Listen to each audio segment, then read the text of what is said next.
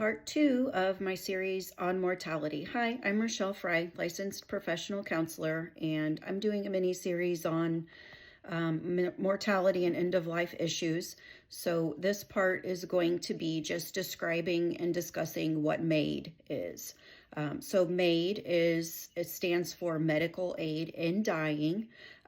This is a medication-based end-of-life option.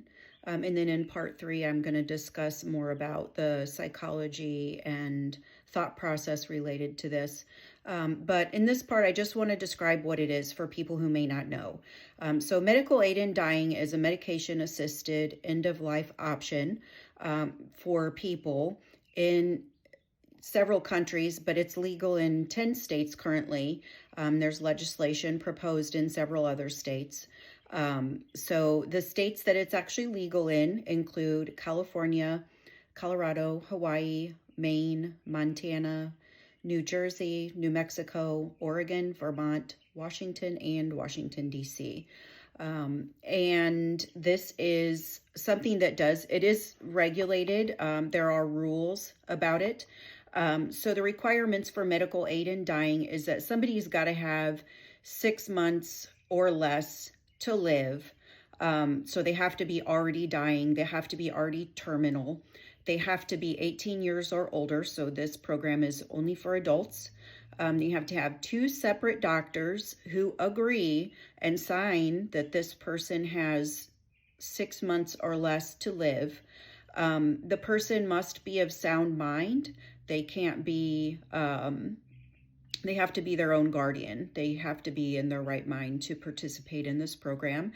And the last requirement is they have to be able to take the medication by themselves.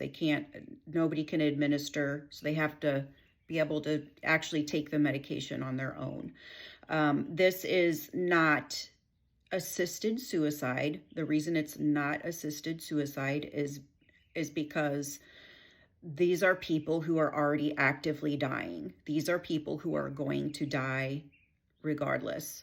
So the legislation is being proposed in numerous other states, but it's not currently legal.